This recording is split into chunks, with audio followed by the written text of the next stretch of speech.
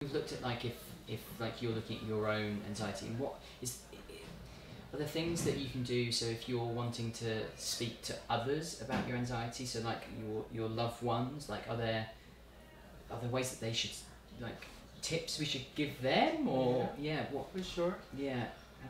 I guess it's useful to talk to people about what we notice causes our anxiety, Yes. so that they can help us. So maybe being very honest and open to say, you know what, going to the hospital actually causes me to feel anxious. Yes. Even talking about that can be very helpful, not only for us, but for people as well. And you can talk to them about what you find helpful. Like the fact that they reassure you, the fact that they say, I am going to be here with you no matter what. You can let them know that something like that might be helpful. Whereas if they say, oh, don't be stupid, there's nothing to worry about, why would you get anxious about that? You could also let them know that something like that never reduces your anxiety. Yeah. So I think it's about being very honest and open with people about what works and what doesn't. When it comes to people helping you with anxiety in general, though, people have a tendency maybe to want to protect us from our anxiety.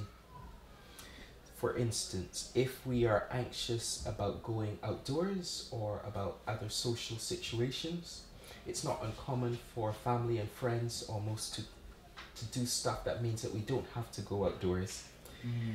Even though that helps in the short term because that reduces our feeling of anxiety, that doesn't help in the long term because the anxiety now can become more and more of a problem. It's morphing. Is that what it's happening? It's changing something else? It can change into something else because it can mean that initially you start to be worried about things on the outside of your house, but now as you spend more and more time on the inside, you now start to become more anxious about what happens in your body as well. You become preoccupied with that. So it's very important then that people who want to help us with our anxiety know that they can support us by saying certain things, but they mustn't stop us from doing things. They need to be there to encourage us and to support us to step out of our comfort zone, because it's only when we step out of our comfort zone that we can actually learn how to cope with our anxiety. So supporting that person to face up to that rather than being the person who's going to protect them from it, like wrap them up in cotton wool. Exactly. Right. That never works. No. And it never works for either individual, because the person who is protecting them now needs to take on a huge responsibility. They're finding that they're having to do a lot of stuff for that person, and the person doesn't really benefit either because they become more and more dependent on this individual. So it never works. Trust, because yes. What if we were looking at? So we've looked at if like you've got loved ones and you're trying to talk to them about it. But let's say that you're starting to go out dating after treatment, and it's not somebody that you're that you know that well. Like the anxiety that goes around dating, I guess, there's obviously a lot that goes with that. But then also coupled with trying to come across and explain that you have anxiety issues. Is that common? Yeah, I think so. You'll know about many programs on television just now, like First Dates, for instance. Oh yes. Where you actually get to see how normal it is for people to talk about anxiety. It's not uncommon for daters to walk in and say, "Were you worried about today as well?" You know? So you don't have to maybe at the first meeting say to this person that I've got an anxiety problem, as much as saying, gosh, I do get a bit anxious coming out on dates. Right. Because that will be something that the person can understand and relate to as well. Yes. And then it can become a problem that's shared rather than you taking that on as something that you need to then fix. Right. Yes. I'm inadequate.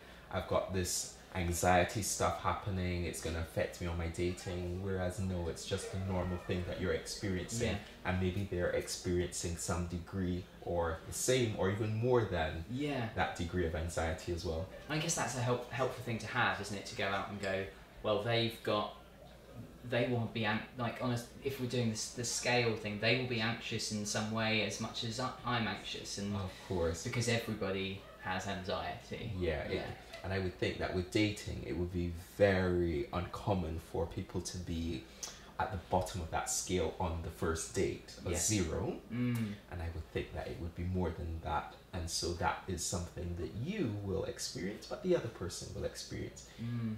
If it doesn't mean that it's identical, you're No, both no. experiencing Yeah. some degree of anxiety. Yes, and I mean that hopefully puts you at ease a little bit to go, well, if they're anxious as well, then we're Of course. Another question here: can there be an anxiety plan for loved ones in place? And I'm guessing that's like, is there something that you can set up with your loved ones? And I guess that links as well to kind of panic attacks. And is there something that they need to know? Yeah, I think so. I think you can, once you start to become aware of your anxiety, so you start to notice what are some of the things that cause you to feel anxious, you can very openly speak to a loved one about that and say, gosh, this is where I tend to feel my anxiety. I will worry about scans, for instance, and on the day I'm going to find that very difficult, so it will be very helpful if you can support me on the day by doing blah blah blah, and also even the day after and then the day before. So you're almost trying to say that this is what I would find helpful, so please support me by doing this or doing that. And so it's about being open and being honest as well, which is difficult in relationship at a lot of points. Of course. And it also quite importantly relies on awareness. Right. Because in order for you to say to someone that you would find this or that helpful, you yourself need to be aware of what would make your anxiety better or worse. So sometimes I encourage people to even start to make an anxiety diary.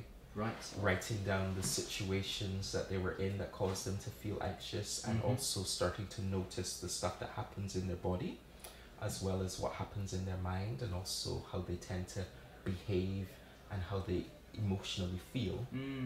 And maybe start to get a better understanding of the anxiety, because it's only when you are aware that you can then start to manage it more effectively. Yes.